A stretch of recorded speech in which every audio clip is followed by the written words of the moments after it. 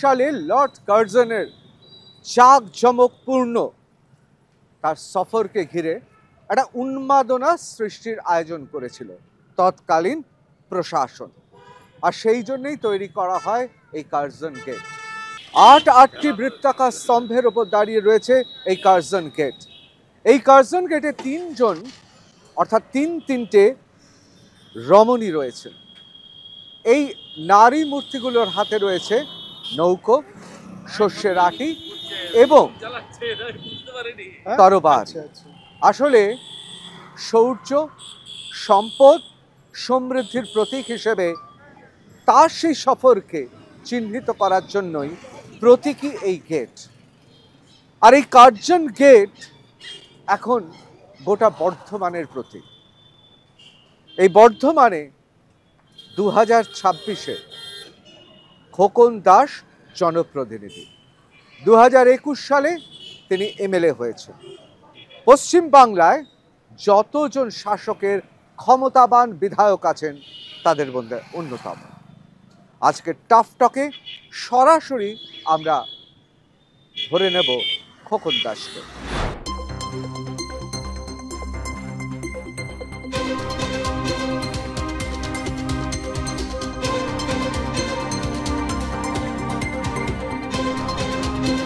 এই মুহূর্তে আমি রয়েছি বর্ধমান শহরে।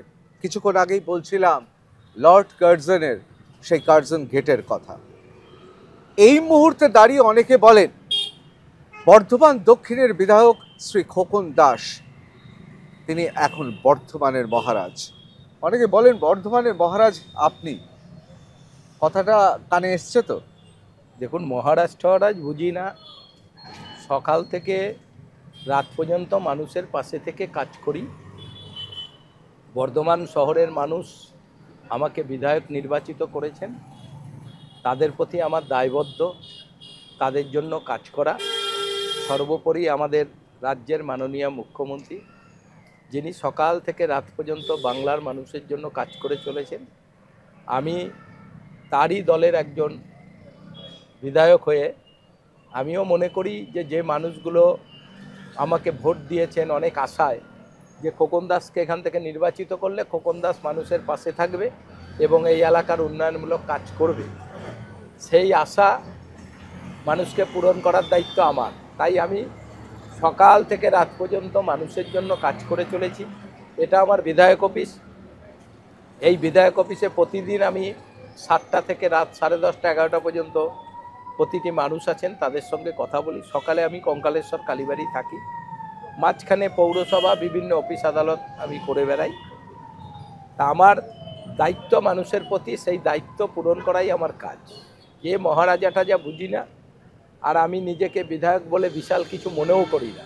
আমি সাধারণ মানুষের সঙ্গে যখন কাউন্সিলর ছিলাম 2বার 3বার, তখনও যেভাবে আমি মানুষের সঙ্গে মিশছি, আজ বিধায়ক হয়েও সেইভাবেই আমি মানুষের সঙ্গে মেলামেশা করি। কিন্তু খোকন দা, আপনি অস্বীকার তো করতে পারবেন না, একটা সময় আপনার জুতোর ফিতে বেঁধে দিচ্ছে, এই ছবিটা তুমুল ভাইরাল হলো, সমস্ত চ্যানেলে দেখানো হলো। দেখুন, এইগুলো মানে আমার সঙ্গে যারা থাকে, ধরুন তখন আমার হাঁটুতে একটা ব্যথা ছিল বলে আমি পা নামতে পারছিলাম, আর জুতোটা পায়ে ঢুকছিল না বলে একজন একটু বেঁধে দিচ্ছিল হট করে। কিন্তু এটা তো প্রতিদিনের বান্দাও না, প্রতিদিনের একটা মানুষ যদি অসুস্থ হয়ে যায় তাহলে তাকে মানুষ কি করবে? তখন আমি হাঁটু গেড়ে নামতে পারছি না, সেই সময় একজন একটু জুতোর দড়িটা বেঁধে দিচ্ছে। সেটাই কি দড়ি পরানো? তো এটা কিছু সাংবাদিক সব সময় চেষ্টা করে খবর সংগ্রহে, তারা খবরের শিরোনামে আসতে চায়, তাই তারা বিধায়ক দড়ি বেঁধে দিচ্ছে বলে তারা সেই খবরটা করেছে। এটা কোনো খবরই না। মানুষ অসুস্থ হলে পাশের মানুষই তো তার চিকিৎসা করবে, কে করবে? পাশের মানুষই তো তাকে সহযোগিতা করবে। তাই আমার পাশের মানুষ আমাকে করেছে, তখন আমি পায়ে আমার ব্যথা ছিল, আমি নেমে আমি দড়িটা মাথা নিচু করে লাগাতে পারছিলাম না, সেই সময় লাগিয়ে দিচ্ছে। কিন্তু ভাইরাল হতে কেমন লাগে? গোটা রাজ্য জুড়ে লোক দেখুন, দেখছে, ভাইরাল চ্যানেলে চ্যানেলে আপনি ভাইরাল হওয়াটা কি ব্যাপার? ভাইরাল জেনুইনভাবে সত্যিকারের ভাইরাল হোক। এই যে আমরা এখন মানুষের বাড়ি বাড়ি খাবার পৌঁছে দিচ্ছি দুবেলা, সেইগুলো ভাইরাল হোক। যে মানুষ বলছে আমি খেতে পাই না, তার আধার কার্ড নিয়েই আমরা দিনে রাতে আমাদের গাড়ি চলে যাচ্ছে। আমরা কি বলতে পারি বর্ধমানে, অর্থাৎ বর্ধমান দক্ষিণে একটা মানুষও নেই যিনি অনাহারে কাটাচ্ছেন? দেখুন, এটা আমরা এই 1 মাস হলো বাড়ি বাড়ির খাবারটা আমরা চালু করেছি।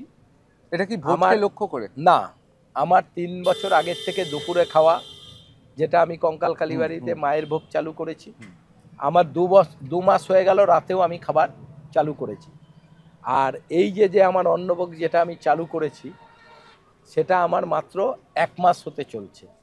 এখানে ইতিমধ্যে আমরা সবাইকে অ্যানাউন্স করেছি, টিভির মাধ্যমে, চ্যানেলের মাধ্যমে, হ্যাঁ, সব জায়গায় বলেছি যারা খেতে পাচ্ছেন না আমাদের আধার কার্ড জমা দিন, ঠিকানা থাকবে, ফোন নাম্বার দিন, আমরা তার বাড়ি খাবার পৌঁছে দেবো। সেটা আমরা করছি। আমার আশা 20 জানুয়ারি আমাদের কাঞ্চন উৎসব শুরু হচ্ছে। এবার 18তম কাঞ্চন উৎসব কাজল উদ্বোধন করবেন, বোম্বে থেকে আসছে। তো সেই দিনের মধ্যে আমরা প্রায় 200 লোকের বাড়িতে আমরা রাতের দিনে খাবার পৌঁছে দিতে পারবো। আর 200 শহরের লোকের বাড়িতে আমরা যদি খাবার দিতে পারি, অনেকটাই যারা কষ্টের মধ্যে ছিলেন, হয়তো কোনো জায়গায় যে খেতে পাচ্ছিলেন না, কি তাদের ছেলে নাই মেয়ে নাই, তারা অসহায় ছিলেন, অনেকটাই সমাধান হবে বলে আমরা মনে করি। আর যে রাজ্যের মাননীয় মুখ্যমন্ত্রী মমতা বন্দ্যোপাধ্যায়, সে রাজ্যের মানুষ না খেয়ে থাকবে, এটা কোনো দিনই হতে পারে না। না খেয়ে যাতে না থাকে, তার জন্যই তো মুখ্যমন্ত্রীর এত প্রকল্প, এত কাজ। আর সেখানে আমি তার দলের একজন বিধায়ক হয়ে আমার এলাকার মানুষ না খেয়ে থাকবে, সেটা আমারও দেখার একটা দায়িত্বের মধ্যে পড়ে। তাই আমি এই সাধুবাদ জানাতেই হবে। কাজটা আমি করি। আমরাও জানি আমাদের দেশে অনাহার এবং বেকারিত্ব একটা সমস্যা, সেখানে একটু এগোনোও সেটাও সাধুবাদযোগ্য। আমি এবার সরাসরি একটু অন্য প্রশ্নে চলে আসছি। দীর্ঘদিন ধরে রাজনীতি করছেন, মানে তৃণমূল কংগ্রেসের তো প্রথম দিন থেকেই আছেন, কংগ্রেস থেকে তৃণমূল কংগ্রেসে চলে এলেন, একেবারে তৃণমূল কংগ্রেসের প্রথম দিন থেকে আছেন। তারপর বাম আমলে দৌর্দণ্ড প্রতাপ, তখন বামেরা সব বড় বড় নেতা, সেইখানে দাঁড়িয়ে আপনি 23 নম্বর 24 নম্বর ওয়ার্ডে রাজনীতি করেছেন। এবং সেই সময় আমি 14 বছর বয়স থেকে রাজনীতিতে নেমে। 14 বছর। আমি তখন পড়াশোনা করি। আমি 15 সালে মাধ্যমিক পাস করেছি। মাধ্যমিক পাস করার পর আমি রাজ্য স্কুলে ভর্তি হয়েছি উচ্চ মাধ্যমিকে। সেই সময় আমাদের ইন্দিরা গান্ধী মারা গেল। আমরা তখন 1984 সাল। সেই সময় থেকে আমরা তখন কষ্টের মধ্যেও আমরা ছিলাম, আজকের মতো তার ছিলাম না। তখন থেকে আমি ওই উচ্চ মাধ্যমিক পরীক্ষা দেওয়ার আগে থেকে আমি পড়াশোনাটা আমি আর করতে পারি। রাজনীতিটা আমি করেছি। আমার বাবা স্বাধীনতা সংগ্রামী, কংগ্রেস ঘরের স্বাধীনতা। আমার দাদা কংগ্রেসের 72 সালে চাকরি পেয়েছে বর্ধমানে, সব থেকে প্রথম আমার দাদা সরকারি চাকরি পেয়েছে আমাদের দলের পক্ষ থেকে। তো তখন 72 সালে, তাই 14 বছর থেকে রাজনীতি করে করে আজকে আমি এখানে এসে দাঁড়িয়েছি। প্রায় 14 বছর মানে আজকে ধরুন 40, 45, 45 বছরের কাছাকাছি আমি দল করেছি। তবেই আমি 3 বার কাউন্সিলর হয়েছি তৃণমূলের, এখন আমি বিধায়ক হয়েছি। দলটা আজকে আমি করি নাই, এবং দলের কারা সিপিএম, কারা বিজেপি, কারা কংগ্রেস, তখন থেকে আমি সব চিনি। যারা ভাবে রাতারাতি নেতা হওয়া যায়, রাতারাতি নেতা হওয়া যায় না। চেষ্টা তো করছে অনেকে। দল করে মানুষের সঙ্গে মিশে মানুষের কাছে প্রতিষ্ঠিত হয়েই আজকে আমরা নেতা হয়েছি। আর কেউ ভাবে লাভ দিয়ে সে নেতা হব, লাভ দিয়ে নেতা হলে তাকে পদ দেওয়া যায়, পদ বেশিক্ষণ রাখা যায় না। মানুষ যদি তার সঙ্গে না থাকে পদ রাখবে কি করে? তা আমরা সেই রকম সিপিএমের দলের সঙ্গে লড়াই করে রাজনীতির ময়দানে উঠেছি। যারা মনে করে তৃণমূল কংগ্রেস এসেছে তারপর আমি দলে এলাম, এসে নেতা হয়ে যাব, নেতা হওয়া তো সোজা না। নেতা হতে গেলে মানুষের সঙ্গে থাকতে হবে, মানুষের সঙ্গে ভালো ভালো কাজ করতে হবে। আজকে আমাদের নেতা অভিষেক বন্দ্যোপাধ্যায়, আপনি বলুন না, ডায়মন্ড হারবারে যে এই যে স্বাস্থ্য পরীক্ষার ব্যাপারটা যে শিবির করেছে, লক্ষ লক্ষ মানুষ এর দ্বারা উপকৃত হচ্ছে। আমিও চিঠি করেছি, তাকে আমি জানিয়েছি আমিও এটা করতে চাই বর্তমানে, কারণ আমি তো মানুষেরই কাজ করতে চাই। এবং আমার আশা কলকাতা যদি আমাকে অনুমোদন দেয়, আমি খুব তাড়াতাড়ি আমাদের স্বাস্থ্যশ্রম যেটা আমাদের নেতা অভিষেক বন্দ্যোপাধ্যায় করছি সেটা আমি করবো মানে এই বর্ধমানেই করবেন? বর্ধমানেই করবো। আপনি এটা বললেন, আমাকে একটু উস্কে দিলেন। সেবাশ্রয়। সেবাশ্রয়। আপনি আমাকে উস্কে দিলেন একটু। সেটা হচ্ছে যে আমি বিস্তারিত ব্যাপারে যাচ্ছি না, কিন্তু সমস্ত দল যখনই ক্ষমতায় থাকে তার তো বিরাট উপদল থাকে, উপদলীয় চক্রান্ত থাকে, অনেক কিছু উপদলীয় সংঘর্ষ থাকে। অনেকে বলে এখানে নাকি কাকা ভাইপো আছে, যেমন পিসি ভাইপোর কথা বলা হয়, বর্ধমানে কাকা ভাইপো আছে। এবং আপনি নাকি মমতা বন্দ্যোপাধ্যায়ের চোখের মণি আর অভিষেক বন্দ্যোপাধ্যায়ের চক্ষুর। দেখুন, আমি যখন রাজনীতি করছি, আমার কাছে অভিষেক দাও আমার শ্রদ্ধেয় ব্যক্তি, আমিও তার কাছে একটা সাংগঠনিক ছেলে হিসাবে ভালো প্রতিষ্ঠিত, এবং মাননীয় মুখ্যমন্ত্রীর কাছে তো অবশ্যই। আমি দুজনের সঙ্গেই আমি যাই, দুজনের সঙ্গেই আমার কথা হয়, দুজনে তারা তো দেখে কে মানুষের জন্য কাজ করে, সেই মানুষগুলোকে তারা খুঁজে বেড়াচ্ছে। তা আমি যদি অবশ্যই মানুষের জন্য কাজ করে থাকি, তাহলে তাদের কাছে চক্ষুল হওয়ার আমার কোনো ব্যাপার না। আর আমি একজন বিধায়ক যে 5 বছর হতে চললো, আমার বিধানসভায় কোনো একটা বড় ঝামেলা, গণ্ডগোল, রাজনীতি সংঘর্ষ কি অন্য রাজনীতি দলের সঙ্গে বড় সংঘর্ষ আমার এই দক্ষিণ বিধানসভায় কোনো দিন ঘটে নাই। থানাতে খবর নুক, এসপিকে খবর নুক, এখানে কোনো রকম 5 বছরে কোনো গণ্ডগোল ঝামেলা কিচ্ছু হয় না। সেটা আমি গর্ব করে বলতে পারি যে আমি একজন শহরের বিধায়ক হয়ে আমার এলাকায় কি আমাদের দলীয় গণ্ডগোল তো নাই। ধরুন, এখানে অধিকাংশ মানুষই আমার সঙ্গেই দলটা করে, আর অন্য রাজনীতি দলকে মারা ধরা, তাদের সঙ্গে গন্ডগোল করা, আপনার তো অন্য রাজনৈতিক দলের কোনো ভয় নেই এখানে, তো যা হচ্ছে না, তৃণমূল কংগ্রেস আমার দলেরও কোনো ভয় নেই। আমি কাউকে ভয় বলে মনে করি না। আমি মানুষের সঙ্গে আছি, মানুষ আমার সঙ্গে আছে, এটাই আমার মূল ব্যাপার।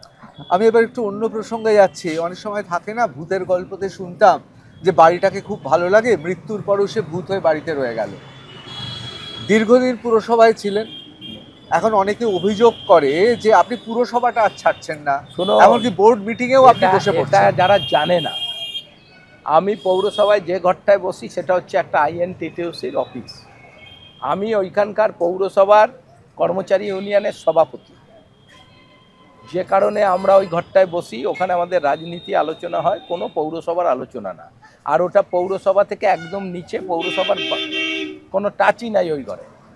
সেইখানে আমি বসি। যারা জানে না তারা আবোল তাবোল বলে, ওটা তো আমাদের দলের ঘর, তা সেখানে তো আমি বসতেই পারি। আর বোর্ড মিটিংয়ে আমি এই কারণেই বসি, আমার ওয়ার্ডের, আমার 35টা ওয়ার্ডের 32টা কাউন্সিলর আমার বোর্ড মিটিংয়ে চেয়ারম্যানের হাতে লিখিত কাগজ জমা দিয়েছে যে আমরা বিধায়ককে চাই আমাদের বোর্ড মিটিংয়ে রাখার জন্য। তার কারণ, বিধায়কের 35টা ওয়ার্ড নিয়েই বর্ধমান মিউনিসিপ্যালিটি, তাহলে বিধায়ক চেয়ারম্যান যদি একসঙ্গে থেকে কাজ করে আমাদের শহরের অনেক উন্নয়ন হবে। তাই তারাই চেয়ারম্যানকে আবেদন করেছে, সব কাউন্সিলররা। সেই পরিপ্রেক্ষিতে বোর্ড মিটিংয়ে আমাকে চেয়ারম্যান চিঠি করে যাতে বোর্ড মিটিংয়ে আমি থাকি। সেটা আমাদের দলের পক্ষে ভালো না খারাপ আপনি বলুন? আমাকে তো কাজের জন্য কাউন্সিলররা ডেকেছে। কিন্তু অনেকে বলে পুরো আইনের এটা নেই। না, এটা বোর্ড মিটিং, পৌরসভা হচ্ছে এমন ব্যাপার, পৌরসভায় বোর্ডই সিদ্ধান্ত, শেষ সিদ্ধান্ত।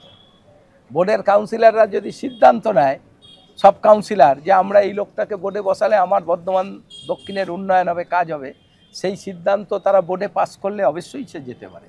বোর্ডের ব্যাপার যারা জানে না তারা, পৌরসভা তো একটা বোর্ড নিয়েই ব্যাপার, পৌরসভা, ইউনিভার্সিটি, এরা বোর্ড মিটিং করে যেটা করবে সেটাই ভাই না।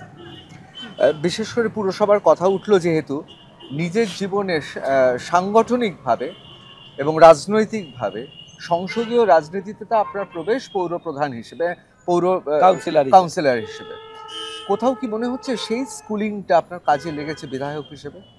দেখুন, আমি 3 বারের কাউন্সিলর থাকাকালীনও আমি যা কাজ করেছি, এবং তখন তো মানুষের ভোটেই জিতে এসেছেন, সেই কাজের পরিপ্রেক্ষিতেই মাননীয় মুখ্যমন্ত্রী আমাকে টিকিট দিয়েছে, যে কাজের ছেলে, ওকে টিকিট দাও। 2021-এ টিকিট দিয়েছে। তার আগে 2 বার রবিবাবু এখানে বিধায়ক হয়েছে, তার ভোটও আমি পরিচালনা করছি, তাকেও ভোটে আমিই জিতিয়েছি, আমিই করেছি তাকে। 11 সাল থেকে 11-16 দুটো বিধানসভা তার আমি করেছি, ভোটে জিতেছি, সারাক্ষণ তার সঙ্গে ছিলাম। সে মারা গেছে, 2021-এ দল আমাকে টিকিট দিয়েছে, আমি জিতেছি।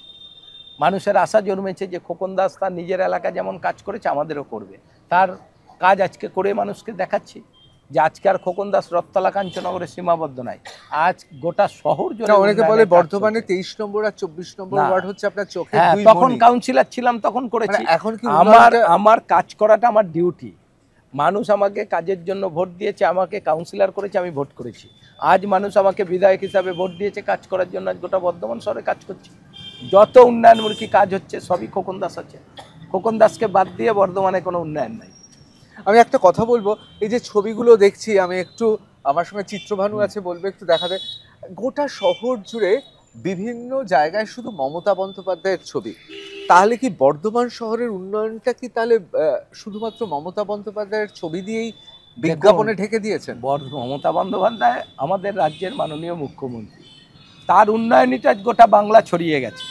আর তিনি এমন কিছু প্রকল্প করছেন যেটা প্রতিদিনকার মানুষের প্রয়োজন, আর সেই প্রকল্পগুলোকেই আমরা লাগিয়ে অন্য কিছু নয়, আমরা মানুষকে, ছাত্রছাত্রীকে বোঝাতে চাইছি যে আপনি এই প্রকল্পের আওতায় আসতে পারেন, আপনি এই প্রকল্পের আস্তে আসলে আপনি সরকারের কাছ থেকে এই সুযোগ সুবিধা পেতে পারেন। তাই আমরা মুখ্যমন্ত্রীর যেসব প্রকল্প আমরা শহরের বিভিন্ন জায়গায়, আপনি কার্জন গেট দেখলেন, আমরা কঙ্কাল কালীবাড়ি করেছি, আপনি টাউন হলে যান সেখানেও করেছি, বিভিন্ন জায়গায় আমরা মাননীয় মুখ্যমন্ত্রীর প্রকল্পগুলোকে টানিয়েছি শুধু মানুষকে জানাবার জন্য। মানুষ জানুক যে মুখ্যমন্ত্রী বাংলার মানুষের জন্য কি করছে, আর বাংলার মানুষ কোন কোন প্রকল্পের মধ্যে সরকারিভাবে সহযোগিতা পেতে পারে, তার জন্য তার সমস্ত প্রকল্প আমি আমার এই বিধায়ক অফিসের সামনেও আমি লাগিয়েছি। আমি এবার আপনাকে যে প্রশ্নটা করব সেটা হচ্ছে, বর্ধমানের একটা সমস্যা হচ্ছে যানজট।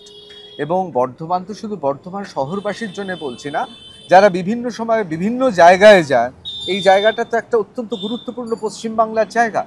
যানজটের চ্যালেঞ্জটা বোধহয় মোকাবিলা করা গেল না। এখন এটা আমাদের একটা সত্যিকারেরই বড় ইস্যু। আমি ভোটের সময় বলেছিলাম যানজট মুক্ত আমি করব।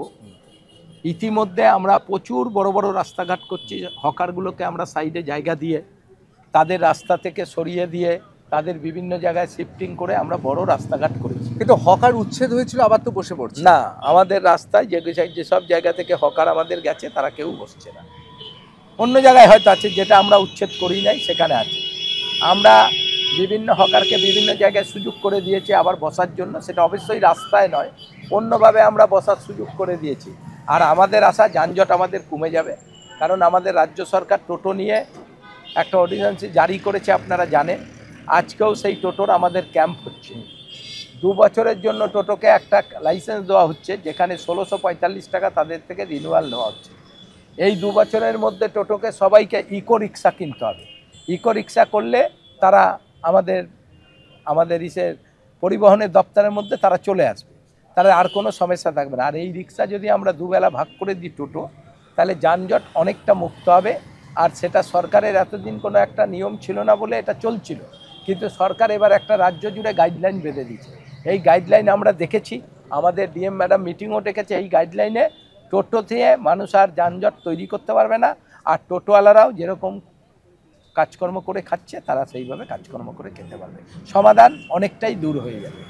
খোকন দা, তাহলে যদি আমি খুব সংক্ষেপে জিজ্ঞেস করি যে 2021 সালে বিধায়ক নির্বাচিত হওয়ার পর কোন কোন কাজগুলো আপনি করতে পারলেন এই ক বছরে? দেখুন, আমি আমার বিধায়ক ল্যান্ডে প্রায় 3 কোটি টাকা আমি সমস্ত জায়গায় কাজ করেছি। গোটা শহর জুড়ে সিসিটিভি আমি বিধায়ক থেকে দিয়েছি। বর্ধমান হসপিটালে সিসিটিভি আমার বিধায়ক তহবিল থেকে টাকা দিয়েছি। হ্যাঁ, বিভিন্ন জায়গায় স্কুলকে দিয়েছি, বিভিন্ন জায়গায় খেলার মাঠ হয়েছে, কয়েকটা মন্দির হয়েছে, সমস্ত জায়গায় আমরা বিধায়ক ল্যান্ডের টাকা অ্যাম্বুলেন্স করেছি, স্বর্গরথ করেছি, বিভিন্ন সংস্থাকে, ভালো ভালো সংস্থাকে আমরা দিয়েছি। তাছাড়া আমি যেটা প্রতিশ্রুতি দিয়েছিলাম, যানজট একটা বড় ব্যাপার, সেটাও দিয়েছিলাম। আমি বলেছিলাম রাস্তাঘাট বড় করব, সেটাও আমি করেছি। আমি বলেছিলাম বর্ধমান শহরকে এই গোজা টোজা নোংরা যাতে না থাকে, সেটা আমরা পৌরসভার মাধ্যমে সেটাও আমরা অনেকটা সংস্কার করতে পেরেছি। অ্যাকচুয়ালি বর্ধমান এখন যারা 5 বছর আগে দেখেছে, 5 বছর পর যারা বর্ধমানে ঢুকবে তারা অনেক কিছুই পরিবর্তন দেখতে পারবে, যে অনেক কিছুই পরিবর্তন হচ্ছে। আজকে আমাদের সরমংলাবাড়ি কাজ চলছে, আমাদের হসপিটালের সামনে পৌরসভার পুকুরের আমাদের বিউটিফিকেশন চলছে। আজকে আমরা শ্মশানকে বিরাটভাবে পৌরসভার মাধ্যমে আমরা সৌন্দর্যায়ন করি। টাউন হল আমাদের এত বছরের 100 বছরের টাউন হল আমাদের সংস্কার হলো। তারপরে আমাদের বিভিন্ন জায়গায় অনেক সংস্কারমূলক কাজ আমরা করছি। বিধায়ক, চেয়ারম্যান, আমরা একসঙ্গে থেকে বর্ধমান পৌরসভার উন্নয়ন আমরা করে চলেছি। কোথাও কি মনে হচ্ছে যে এবার 2026-এর নির্বাচনটা আপনার ক্ষেত্রে অত্যন্ত কঠিন, কারণ এখানে আমি হিন্দু বাঙালির সংখ্যা এবং আমি হিন্দু সংখ্যা বেশি। 2026-এর নির্বাচনে কোনো কঠিনই মনে করি না, কারণ এই 5 বছর আমি যা কাজ করেছি মানুষকে আর ভাবতে হবে না যে আমরা ভোটটা কাকে দেব। আপনি 10টা মানুষকে জিজ্ঞাসা করে দেখুন আপনারা ভোট কাকে দেবেন, 8টা মানুষ যদি না বলে যে ভোট আমরা খোকন দাসকে দেবো, সে যে কোনো রাজনীতি দলের লোক, আপনি জিজ্ঞাসা করে দেখুন, তাহলে আমাকে বলবেন যে আপনাকে ভোট দিতে চাইছে না লোক। আপনি ভেরিফাই করুন সারা জায়গায়। আর আমি বলবো আপনি একটা টোটোওয়ালা, একটা আদিবাসী থেকে শুরু করে কোটিপতি, আপনি সবাইকে করবেন, কারণ সমস্ত শ্রেণীর মানুষেরই তো ভোটাধিকার। সমস্ত শ্রেণীকে জিজ্ঞাসা করে দেখুন যে আপনারা কাকে বর্ধমান দক্ষিণে ভোট দেবেন। কারণ আমার 100% বিশ্বাস, আমার দল আমাকে টিকিট দিলে আমি এখান থেকে বিপুল ভোটে এবার জিতব। এটা একটা হিন্দু বাঙালি ভাবাবেগে দেখুন, হিন্দুত্বর একটা হাওয়া বিজেপি তুলেছে। মানুষ বিধানসভায় 2021-এ ভোট দিয়েছে, ভোট দিয়ে সেই মানুষই বুঝতে পারছে যে বিজেপিকে ভোট দিয়ে কোনো লাভ নাই। আর আজকে বিজেপি কী করছে, আমাদের হিন্দুদের ভোটার লিস্ট থেকে নাম দিয়ে কেটে দিচ্ছে। হিন্দুরা বাংলায় বাইরে গেলে, রাজ্যে বিজেপি শাসিত রাজ্যে গেলে তাদের উপরে বাংলা ভাষায় কথা বললে অত্যাচার হচ্ছে। সবই তো কেন্দ্রীয় সরকার বিজেপি করছে। আজ আর মানুষ বোকা নাই। একটা সময় হিন্দুত্বের আবেগে মানুষ বিজেপিকে ভোট দিয়েছে, আজকে কিন্তু মানুষ সেই মুখ সবাই ঘুরিয়ে নিয়েছে। আজ আর বিজেপি যাতে মনে করে না যে সব হিন্দুরা ভোট দিয়ে দেবে, সে ভোট ওদের আর নাই। আর বিজেপির বাংলায় এখন এমন অবস্থা, ওরা কোন সিটটা জিতবে সেটা ঠিক করুক। একটা কোথাও আপনার মনে আমরা হয় হাজার হাজার বলবো না, তৃণমূল শীর্ষ নেতৃত্ব আর বিজেপির শীর্ষ নেতৃত্বের মধ্যে একটা সেটিং আছে, বোঝাপড়া আছে? বাজে কথা। সেটিং থাকলে কি আর আমাদের রাজ্য সরকারকে এভাবে ভোগাতো? আমাদের 100 দিনের টাকা দেয় না, রাস্তাঘাটের টাকা বন্ধ করে দিচ্ছে, নতুন করে আমাদের আমবুদ প্রকল্পে জলের টাকা বন্ধ করে দিচ্ছে, আমাদের জিএসটির টাকা দিচ্ছে না। আমরা দিল্লি গেলাম, আমাদের নেতা অভিষেক বন্দ্যোপাধ্যায়ের নেতৃত্বে আমরা সব দিল্লি গেলাম, একটা টাকাও কেন্দ্রীয় সরকার দিচ্ছে না। কেন্দ্রীয় সরকার বাংলার মানুষকে ভাতে মারতে চাইছে। এবার খোকনবাবু, আপনাকে যে প্রশ্নটা করব, আপনাদের দলের খুব কম লোককে এই প্রশ্নটা করতে পারি। তার কারণ এখনের মতো তো নির্বাচন লড়ে আপনি আসেননি, আপনি বামেদের সঙ্গে লড়াই করে যখন ক্ষমতায় নেই তৃণমূল, তখন লড়াই করেছেন। এখন তো অনেক সোজা হয়ে গেছে, তখন ওরা ছাপ্পা দিত, এখন ধরুন আপনারা অনেক কিছু করছেন, ছাপ্পা দিচ্ছেন। তা এখন যারা নেতা হয়েছে তাদের দেখে গা রিরি করে না যে শাসন ক্ষমতা এসে যারা নেতা হয়েছে? দেখুন, ওইটা রাজনীতি দলে সব লোকই আজ, ওই যে কত কষ্ট হয় না আপনার? বিজেপির লোক জয়েন করছে, কত এমএলএ আবার জয়েন করবে, আপনি কয়দিন আপনার খারাপ লাগে না? একসময় এত লড়াই করেছে দলটা, তো সবাইকে সিপিএম এর সময় আপনার বিরুদ্ধে বেআইনি অস্ত্র থেকে শুরু করে বিভিন্ন কেস চাপানোর চেষ্টা করা হয়েছে। শুনুন, এইগুলো তো সব সময় বিরোধী দলকে তখন করেছে ওরা, কারণ আমাদের তো দলটা করতে দিতে চায় নাই সিপিএম, যেটা আজকে আমরা তৃণমূল তো সবাইকে দল করতে দিচ্ছে। সিপিএমও মিটিং করে এখানে, এটা একটু বড় বাড়াবাড়ি হয়ে গেল না? আমরা সিপিএম বিজেপি আছে বর্ধমান জেলায় না, যে কজন আছে আর কি, মানে তারা করতে পারছে না। কেন করতে না? আমার এখানেই তো করে মাঝে মধ্যে ওরা যে কোনো ইস্যু নিয়ে এখানে মিটিং করে, কে ওদের বাধা দিচ্ছে? কেউ বাধা দেয় না। বাধা দিয়ে হবে কি? সিপিএম 100 বছরে আসবে না, আর বিজেপি শুধু হিন্দুত্বের আবেগ নিয়ে ক্ষমতায় আসা যায় না। 2021 সালে 215টা পেয়েছি, এবার আমরা 250-এর ওপর সিট পেয়ে চতুর্থবারের জন্য বাংলার মুখ্যমন্ত্রী ক্ষমতায় আসছে, কেউ আটকাতে পারবে না। এসআইআরটা কি বুঝছেন? এসআইআরে কিছু মানুষের নাম ভোট বাদ যাবে, যেটা বিজেপি করছে। সেই বাদের ক্ষেত্রে অ্যাকচুয়ালি গরিব মানুষগুলো অনেক ক্ষেত্রে বাদ হয়ে যাবে, এবং এই বাদে তাদের অনেক অসুবিধা দেখা দেবে। কখনো এটা কি পারলেন যারা তৃণমূলে ভোট দেবে না তাদের এসআইআর থেকে বাদ দিয়ে দেওয়া? না, আমাদের রাজ্য নেতৃত্বের নির্দেশ, আমাদের নেতা অভিষেক বন্দ্যোপাধ্যায়, আমাদের নেত্রী মমতা বন্দ্যোপাধ্যায় আমাদের বলেছে, একটা বৈধ ভোটাকে বাদ দেওয়া যাবে না। কে বিজেপি সে সিপিএম বড় ব্যাপার নয়, সবার বাংলায় নাম থাকবে। আর সেই নাম থাকার জন্য তৃণমূলের ছেলেরা যে মানুষের সঙ্গে আছে, গোটা বাংলা জুড়ে সবাই মানুষের সঙ্গে থেকে ভোটার লিস্টে নাম তোলার সহযোগিতা করছে। খোকনদা, একসময় আপনি বলেছিলেন না যে বাংলাদেশ থেকে যারা আসছে, যারা তৃণমূলকে ভোট দেবে, শাসককে ভোট দেবে, তারা থাকবে। এখনো কি এটা বিশ্বাস করেন? এটা ভুলভাবে মানুষ প্রচার করেছে। আমি আমাদের দলীয় সম্মেলনে বলেছিলাম যে আমাদের দলের লোকরা যাদের ভোটার লিস্টে নাম তুলছে নতুন করে, তারা যাতে, যারা বিজেপিকে ভোট দেবে তাদের নাম না তোলে, তারা যাতে আমাদের তৃণমূলের লোকের নাম তোলে। এটা তো আমি আমার দলের কর্মীদের বলতেই পারি, কারণ আমি বিজেপির লোকের নাম তুলবার, ভোট দেবে বিজেপিকে, আমি তার নাম তুলবো কেন? আমি আমার দলের কাজ করার জন্য নেমেছি, আমি তৃণমূলের লোকের নাম তুলবো, তারা আমাকে ভোট দেবে। কিন্তু এসআইআর ক্ষেত্রে অন্যরকম, এটা আমাদের কেন্দ্রের লড়াই, এটা আমাদের চ্যালেঞ্জ। বাংলার লোকের নাম বাদ দেওয়া যাবে না। তাই আমরা এখানে সিপিএম, বিজেপি, কংগ্রেস সবার যাতে ভোটে নাম ওঠে, তার জন্য আমরা চেষ্টা করছি যে এসআইআরে কোনো বৈধ ভোটারকে ভোটার লিস্ট থেকে বাধ্য হয়ে যাবে। 2026-এ বিধায়ক নির্বাচিত হলে কোন কাজটা প্রথম করবেন ভাবছেন? দেখুন, কাজ আমরা অনেকটাই করে ফেলেছি। একদিকে মুখ্যমন্ত্রীর বিভিন্ন প্রকল্পের মধ্য দিয়ে বাংলার মানুষকে ভালো রাখা, আর একদিকে আমরা উন্নয়নমূলক কাজ অনেক করছি। এবারও আমাদের কিছু পুকুর টুকুর সংস্কার, সেটা আমরা হাত দিয়েছি। অনেক পুকুর আছে শহরে, সেইটাকে সংস্কার করা। তারপরে রাস্তাঘাটগুলো আর একটু চওড়া করে বড় করা। কিছু লোকজন কিছু অ্যাকোয়ার প্যাকোয়ার করে আসছে, সেইগুলোকে সরিয়ে টরিয়ে রাস্তাঘাটকে মানুষকে উপযুক্তভাবে রাস্তাঘাটকে চলার ব্যবস্থা করে দেওয়া।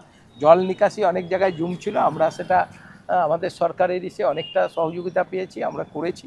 নতুন করে ভাববো, মানুষকে শান্তি শৃঙ্খলায় রাখাই মানুষকে মূল ব্যাপার। আমরা বর্ধমানের মানুষকে শান্তিতে রাখতে পেরেছি, এটা আপনি যে কোনো মানুষকে জিজ্ঞাসা করলেই পাবেন যে বর্ধমানের মানুষ শান্তিতে আছে। আমার শেষ প্রশ্ন আপনাকে, যেমন বীরভূম বললে লোকে অনুব্রত মণ্ডলের কথা বলেন, কেষ্টদার কথা বলেন, এরকম আরও অনেকে আছেন, আমি আর নাম বলে বাড়াচ্ছি না তালিকা, যারা বলেন খোকন দাস মানেই বর্ধমানের শেষ কথা, খোকন দাস দাবাং নেতা, খোকন দাস বাহুবলে বলিয়ান। কথাটা শুনলে ভালো লাগে?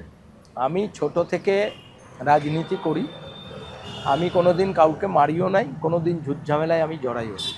আর আমি বিরাট বাহুবলী নেতা নয়, আমি সাধারণ মানুষের নেতা। একটা গরিব থেকে পয়সালা লোক সবাই খোকন দাসের কাছে আসতে পারে। তারা এটাই ভাবে যে এমনই একটা মানুষ যে প্রতিটি মানুষের কথা শোনে। তা আমি নিজেকে নেতা বলে বিরাট ভাবি না, আমি এমএলএ বলেও ভাবি না। আমি কাউন্সিলর অবস্থায় যে জায়গায় ছিলাম, আজও আমি সে জায়গায় আছি, সেটা মানুষ বলে। তা আমার বিরাট কোনো, আমি রাজনীতিতে বড় হতে চাই মানুষের সেবার মধ্য দিয়ে, মানুষের কাজের মধ্য দিয়ে। মস্তানি গুন্ডামি করে আমি বড় হতে চাই না। আর আমি মস্তান গুন্ডা এসব আমি পছন্দ করি না, সেটা প্রশাসন জানে, এসব আমি পছন্দ করি না। খোকনদা, একজন সাংবাদিক একসময় একটা ফেসবুক লাইভ করেছিল এবং সেখানে আপনার লোকজন অনুগামীদের বলেছিল যে তারাই নাকি তার ঘর ভেঙে দিয়েছে। কোথাও কি সাংবাদিকতা? এটা ভুল। কারণ আমি ওটা না, আমি বলছি যে গোটা ঘটনা সাংবাদিকদের কি এখানে দাবিয়ে রেখা হয়েছে? না না না, দেখুন, ও একটা সাংবাদিক না, একটা মোবাইলে খবর করে। ওর ঘরটাও আমি করে দিয়েছি। ও যে জায়গাটায় বেহুলা নদীর ওপর বসেছে, যেখানে বারবারই নদীর ওপর বসা বারণ, সেই জায়গাটাও তখন আমরা ওকে করে দিচ্ছি। ও বিভিন্ন লোকের উল্টো পাল্টা খবর করে, বিভিন্নভাবে সাম্প্রদায়িক দাঙ্গা লাগানোর চেষ্টা করে। সেই ক্ষেত্রে ওর ওপর কে ভেঙেছে তাও কেউ দেখে নাই, কারা ভেঙেছে তাও জানে না। সেটা দালান ঘরও না, একটা তিরপল দেওয়া, একটা বাঁশ দিয়ে টানানো একটা বাঁকার পাড়ে ঘর। সেই ঘর কে ভেঙেছে আমরা জানি না। ও বলেছে এ ভেঙেছে, সে ভেঙেছে। পুলিশ তদন্ত করেছে, তদন্ত করে কোনো রকম কোনো পায় নাই। আর বক্তব্য রাত্রি 2-2:30টার সময় ও বলছে ঘর ভেঙেছে। ও কোথায় ছিল? তাহলে কি সাংবাদিকরা এখানে ঠিকঠাক সংবাদ করতে পারছে না? সব সাংবাদিক, এরা তো সাংবাদিক না, এরা তো সকাল থেকে একটা মোবাইল নিয়ে ঘুরে বেড়াচ্ছে। তাও গণতান্ত্রিক অধিকার তো আছে, গণতান্ত্রিক সবার অধিকার আছে। এটা সাংবাদিকদের চ্যালেঞ্জ দিয়েছিলেন। শুনুন, আমরা চাই সাংবাদিকরা তারা সত্যি ঘটনা উত্থাপন করবেন। সাংবাদিকের ওপরই অনেক কিছুর পরিবর্তন আছে। সাংবাদিকরা যদি মিথ্যা কথা বলে, সেটা মানুষের কাছে খারাপ হয়। মানুষ চেষ্টা করে সবসময় সাংবাদিকরা তারা সত্য ঘটনাকে তুলে ধরুক, মানুষের কাছে তুলে ধরুক। মানুষ ভুল করলে সেটাকে তুলে ধরুক, তুলে ধরে তাকে সেটা সংশোধন করার একটা চেষ্টা করুক। এটাই তো সাংবাদিক। আমার এখানেই এত বড় বড় সাংবাদিক আছে, কই আমাদের লোকে তো তাদের কোনো খারাপ কিছু নাই। তারা আমাদের সব প্রোগ্রাম অ্যাটেন্ড করে, সব কিছু করে, কোনো অসুবিধা নেই। কেউ কেউ কাউর উচকানিমূলক কথায়, কেউ কেউ পয়সার মাধ্যমে এইগুলো করে বেড়াচ্ছে। তার জন্য এটা অবশ্যই বড় সাংবাদিক না, তার জন্য এটাই অবশ্যই আর কোনো সাংবাদিক না। এটা দুই একজন। আপনি একবার একটা চ্যালেঞ্জ দিয়েছিলেন না সাংবাদিকদের, যে আপনার বিরুদ্ধে যদি প্রমাণ করতে পারেন অর্ধেক সম্পত্তি? আমি এখনও সেটা বলছি, আমাকে যদি কোথায় কেউ দুর্নীতিতে প্রমাণ করতে পারে, আমার সম্পত্তির অর্ধেক তার। এটা আমি এখনো চ্যালেঞ্জ, মানে এই চ্যালেঞ্জটা এখনো রয়েছে, এখনো আছে। আমি সাংবাদিকদের তখনও মিটিং করে বলেছি, আমি একটা সাংবাদিক বৈঠকে এখনো আমি বলছি, আমাকে কোনো দুর্নীতির সঙ্গে যদি যুক্ত করতে পারে, প্রমাণ, অবশ্য প্রমাণ চাই। কোনো জায়গায় যুক্ত করলে আমি বলেছি আমার বাড়ি ঘর যেটুকু আছে তাকে অর্ধেক দিয়ে দেবো। এটা আমি আপনাদের কাছে এখনো চ্যালেঞ্জ করছি, এটা আমার চ্যালেঞ্জ। আমার শেষ প্রশ্ন, এবারকার নির্বাচনে অনেকে বলছে তৃণমূল কংগ্রেসের কঠিনতম নির্বাচন হতে চলেছে। দেখুন, যারা বলছে তারা রাজনীতি সংগঠন নিয়ে, মানুষকে নিয়ে চলে না। আমার মনে হয় আমাদের 3বার আমরা নির্বাচনে জেতার পর 4র্থবারের মতো ভালো সুযোগ আর এর আগে কোনো বিধানসভায় হয় না। কারণ দেখুন, আমি কালকেই একটা এসআইআর নিয়ে সভা করছিলাম আমার এলাকায়, সামান্য 2টো পার্টকে নিয়ে মানুষের ঢল নেমেছে। মানুষ বুঝতে পেরেছে যে তৃণমূলকেই ভোট দিতে হবে, তৃণমূলই আমাদের রক্ষা করতে পারবে, আর কেউ পারবে না। অন্য রাজনীতি দল মানে ফালতু। মানুষ তৃণমূলকে ভোট দেবে। মমতা বন্দ্যোপাধ্যায়ের নেতৃত্বে, আমাদের অভিষেক বন্দ্যোপাধ্যায়ের নেতৃত্বে বাংলার মানুষ তৃণমূলকে এগিয়ে নিয়ে যেতে চায়। আর আমার মনে হয় 4র্থবারের এই নির্বাচনে 2026-এ সব থেকে বড় সুবিধা তৃণমূল কংগ্রেসের, অন্য কোনো রাজনীতি দলের। তাই তো আমরা বলি যে এবার আমরা 250 সিট পাবোই। আমরা বললাম না বিরোধী দলরা কোন সিট পাবে সেটা ঠিক করুন। এক ফোনে খোকনে কিরকম সাড়া পাচ্ছেন? এক ফোনে খোকন কিরকম সাড়া পাচ্ছেন? প্রচুর সাড়া পাচ্ছি, কিন্তু এই সাড়াটা অধিকাংশ লোক খাবারের কথা বলে। খাবারটা আমরা সঙ্গে সঙ্গে দিচ্ছি। আর বেশি বলে বাড়ি পারিবারিক গন্ডগোল ঝামেলা এইসব। কোনো বিধায়ক মানে খুব কম বিধায়ক কি এটা পেরেছে? আমরা মমতা বন্দ্যোপাধ্যায় জানতাম, এক ফোনে মমতা বন্দ্যোপাধ্যায়। এই রাজনীতিতে যাদের সততা থাকবে তারাই এসব পারবে। আমি যদি এক ফোনে, আপনি আমাকে ফোন করে বলেন আপনি দাদা চাকরিটা দেবেন বলে টাকা নিয়েছেন, টাকা দিন, তাতে এটা এক ফোনে আপনি বলবেন আমাকে আপনি তো আমার কাছ থেকে এটা করে দেবেন বলে টাকা নিয়েছেন, দিন। এসব অত সোজা না। এক ফোনে খোকন দাসকে ধরা, সমস্যার কথা বলায়, এটা তারাই পারবে যাদের রাজনীতিতে সততা রয়েছে, রাজনীতির মানুষের কথা শোনার জন্য তারা আগ্রহে বসে আছে, কোনো দুর্নীতির সঙ্গে নাই, কোনো মানুষকে ঠগায় নাই, কোনো মানুষকে বিপদে ফেলে নাই, তারাই করতে পারে। তাই আমরা ভালো সাড়া পাচ্ছি। প্রথম অনেক পেয়েছি, এখন একটু কমে গেছে, কারণ অনেক সমস্যা যারা যারা বলেছে আমরা অনেকটাই তাদের সমাধান। এটা চলছে তো, এটা চলবে, এখনো চলছে। এত সামাজিক মাধ্যমে আমি দেখছিলাম যে আপনার এত ভিউ, মানে ব্যাপারটা কি? দেখুন, আমি বিধায়ক হওয়ার পর নতুন কাজ, পুরনো কাজ আমার কাঞ্চন উৎসব। 2008 সালে আমি যখন জিতেছিলাম তখন এই সিপিএমের পৌর উৎসবের বিরুদ্ধে লড়াই করে আমি কাঞ্চন উৎসব করছিলাম। আর আজকে বলতে নাই, আজকে সেই পৌর উৎসব আমার, আবার কাঞ্চন উৎসব আমার 18 বছর। কাঞ্চন উৎসব আমার 18 বছর। এবার গণবিবাহ 125টা মেয়ে 5ই ডিসেম্বর, সেটা আমার 12 বছর। প্রতি বছর ছাত্রছাত্রী সম্বোধনা, সিনিয়র সিটিজেনদের সম্বোধনা, এগুলো আমার সব আগের প্রকল্প। নতুন করে আমরা নৃত্য উৎসব, নতুন করে আমরা সঙ্গীত মেলা, আমাদের এই যে কম্পিউটার সেন্টার চালু হচ্ছে, 100 কম্পিউটার বসাচ্ছি 5 থেকে 8 পর্যন্ত কম্পিউটার শেখার জন্য। কারণ কম্পিউটার না শিখলে সরকারি বেসরকারি কোনো জায়গায় কাজ পাওয়া যাবে না। তাই 100 কম্পিউটার বসাচ্ছি। 1 জানুয়ারি আমাদের দলের প্রতিষ্ঠা দিবসে 4টের সময় আমি উদ্বোধন করছি। আমাদের ডিএম ম্যাডাম উদ্বোধন করবে আমাদের কম্পিউটার সেন্টার। তাছাড়া আমি দুপুরে খাবার করছি, 10 টাকায় মায়ের ভোগ, পেট ভর্তি খাবার। রাত্রিবেলার খাবার করেছি, আবার এখন মানুষের বাড়ি বাড়ি খাবার পৌঁছে দিচ্ছি। এগুলো হচ্ছে বিধায়ক হওয়ার পর আমার নতুন প্রকল্প। তাছাড়া তার আগে আমার যা যা আছে সেগুলো আমার ধারাবাহিক চলছে, আমার কোনোটাই এখন না, এইগুলো এখন। তাছাড়া আমি বিধায়ক হওয়ার আগে কাউন্সিলর থেকে যেসব করেছি সেটাও আজও আমার চলছে। বাংলা ছবি টবি দেখা হয়? বাংলা ছবি দেখি, অবশ্যই দেখি। কে প্রিয় নায়িকা, কোয়েল না শুভশ্রী? না, আমি এখন এইগুলো দেখি না, আমি বেশি উত্তম সুচিত্রাই দেখি। কোয়েল শুভশ্রী ওইসব বই আমি দেখি না, আমি আগেকার দিনের বই দেখি। এই যে আপনাদের দক্ষিণের আদলে আপনারা এত কষ্ট করে এতদিন ধরে রাজনীতি করে এসেছেন, সব সেলিব্রিটিরা এখন কেউ লোকসভায় কেউ বিধানসভায় প্রার্থী হচ্ছে, খারাপ লাগে না? কি খারাপ লাগবে? দল তাদের টিকিট দেবে, তাদের জনপ্রিয়তা সব সময় আছে, দেখছেন না? আমরা এত টাকা দিয়ে পয়সা দিয়ে তাদের নিয়ে আসি, তাদের জনপ্রিয়তা তাদের দেখার জন্য মানুষের ঢল নামে। তাই সেই সব মানুষ ভোটে দাঁড়ালেই জিতে যায়, যার জনপ্রিয়তা আছে সেই তো জিতবে। আর আমাদের রাজ্যের মাননীয় মুখ্যমন্ত্রী এই সব শিল্পীদের সবাইকে বিধায়ক করেছেন, এমপি করেছেন, এতে আমরা খুশি যে তারা একটা সময় রাজনীতির আঙ্গিনায় ছিলেন না, এখন মুখ্যমন্ত্রী এই সব সেলিব্রিটিদেরও রাজনীতিতে নিয়ে এসছে। এটা আমাদের কাছে আনন্দেরই ব্যাপার, এটা আমাদের কাছে খারাপ কোনো ব্যাপার। কিন্তু খোকনদা, শুভশ্রীর বাড়ি বর্ধমান দক্ষিণে, যদি আপনাদের মতো এরকম দক্ষ কারিগরদের বাদ দিয়ে শুভশ্রীকে যদি প্রার্থী করে দিল, তখন কি ভালো লাগবে? দেখুন, দল কাকে কোথায় প্রার্থী দেবে এটা দলের ব্যাপার। আমরা দলের একজন সৈনিক, কাজ করাই আমাদের ডিউটি। দল যদি কাউকে প্রার্থী দেবে, তাতে আমাদের কি আছে।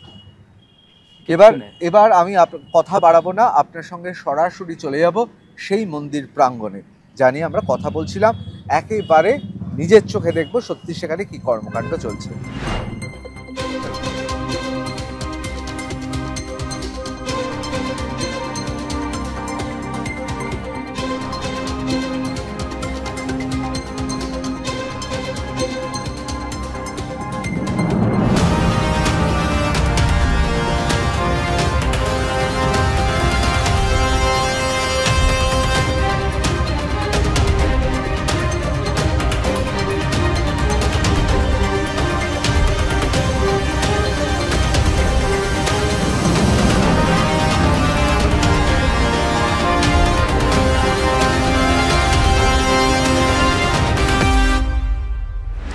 কথা বলতে বলতে একেবারে মন্দির প্রাঙ্গণে চলে এসেছি।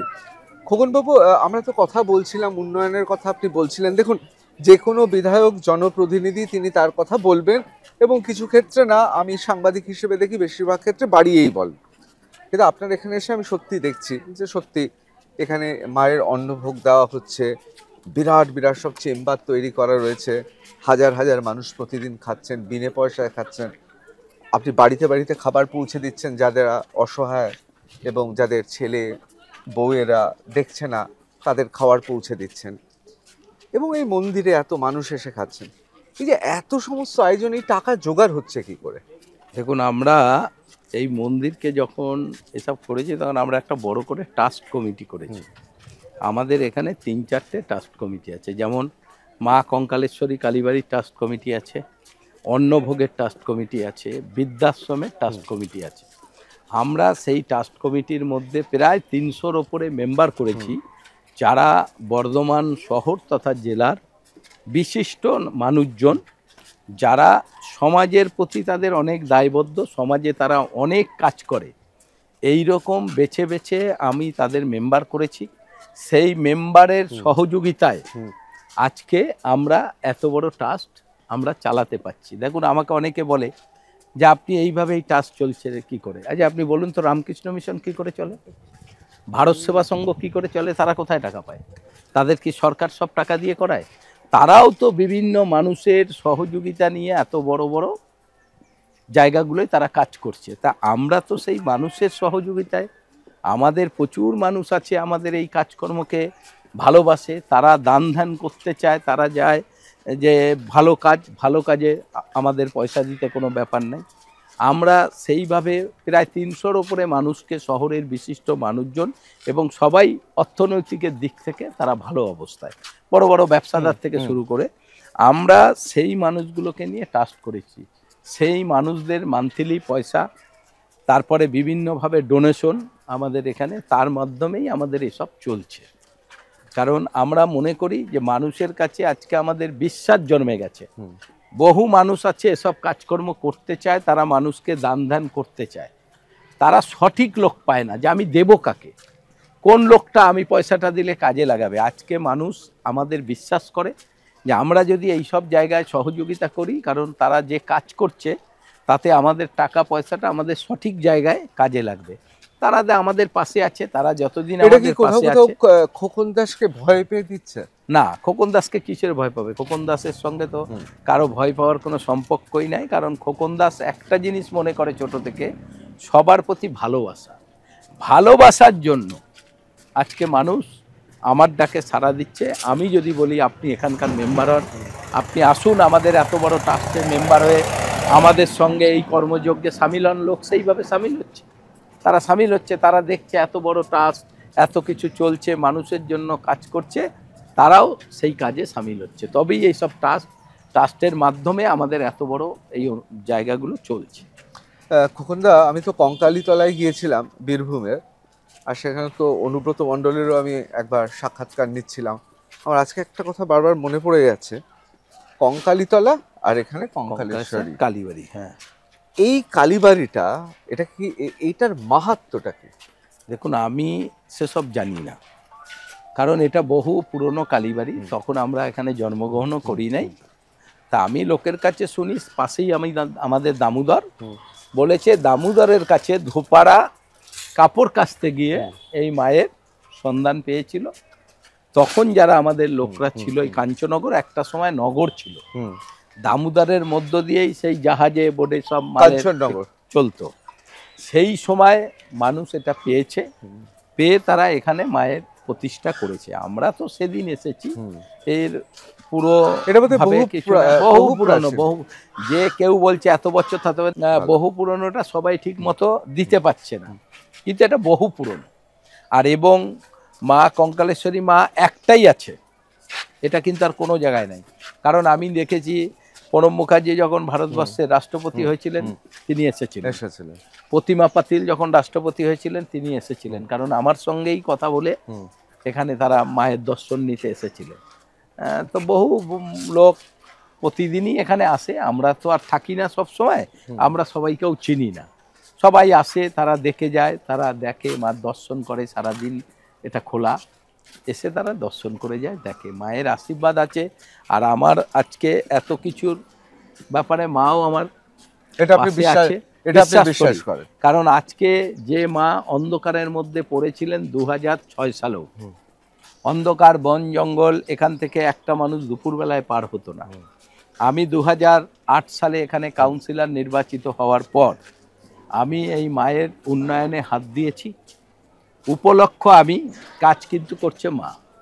তার যদি ভালোবাসা না থাকে, তার যদি হাত না থাকে, এত কিছু আমরা সফল হতে পারি না। তাই এই ব্যাপারে আমার 100% বিশ্বাস, মা কঙ্কালেশ্বরী মাই আমাকে সামনে রেখে এত কিছু কাজ করাচ্ছে। এটাকে একটু মানে বিনয়ের সঙ্গে বলছেন? হ্যাঁ, এটা নাহলে আমি এটা করতে পারতাম না। কারণ যে কোনো ব্যাপারে, যে কোনো মানুষের কাছে আমরা যখন এই মায়ের বিভিন্ন ব্যাপারে সহযোগিতার কথা বলি, সে মানুষগুলো সঙ্গে সঙ্গে আমাদের, তাদের সহযোগিতা আমাদের পাশে তারা দাঁড়িয়ে পড়ে। তাই সেটা তখনই সম্ভব যে সেই মানুষটা যখন আমাদের পাশে দাঁড়ায়, আমাদের কোনো সময় না করে না, যাকে আমরা জিজ্ঞাসা করি, তাই সেটা মায়ের যদি তার প্রতি সেই সহানুভূতি না থাকে, তাহলে এটা কোনো মতেই হতো না। যার জন্য মায়ের প্রতি আমার খুবই আস্থা আছে। মাই এইসব করেছে, শুধু আমি উপলক্ষ, আমাকে সামনে রেখে এসব গড়ে তুলছে না। আমরা তো কেউ সারা বছর থাকবো না, একটা সময় আমরাও চলে যাব, কিন্তু এই প্রতিষ্ঠান মায়ের, এটা সারা জীবন থেকে যাবে। পরের জেনারেশন আসবে, তারা কাজ করবে, থেকে আরও ভালো কাজ করবে, এটাই তো আমরা চাই। আমি এই কঙ্কালেশ্বরীর যখন কথা বলছিলাম, অনুব্রত মণ্ডলের আবার মায়ের অলংকার নিয়ে অনেক বিতর্ক আছেন, অনেকে অনেক কিছু ফিরিস্তে দেন। আপনার গণবিবাহ নিয়ে তো মানে সে সাংঘাতিক ব্যাপার, মানে খাট, স্বর্ণ অলংকার সব কিছু সাজিয়ে দেন এবং সবাই একটা বৈভব দেখে। এটা নিয়েও তো কম বিতর্ক দেখুন, নেই। গণবিবাহে আমাদের কোনো ক্যাশ টাকার লেনদেনই নাই। আমাদের এত বড় গণবিবাহে এবারও আমাদের 125টা মেয়ের বিয়ে হচ্ছে, ভারতবর্ষের বিভিন্ন রাজ্য থেকেও আছে, শুধু বাংলা নয়। এর আগেও রাজস্থান এসেছে, ছত্তিশগড় এসেছে, হরিয়ানা ছিল, এবারও আছে। এবং এখানে সব ধর্মীয় মানুষ, এবারও আমাদের হিন্দু আছে, মুসলিম আছে, খ্রিস্টান আছে, একজন পাঞ্জাবি আছে। হ্যাঁ, সেইখানে আমাদের এই গণবিবাহ অনুষ্ঠানে আমাদের এখানে কোনো টাকা পয়সার লেনদেন নাই। আমরা যেসব দান ঠান দিই সবই মানুষ দেয়।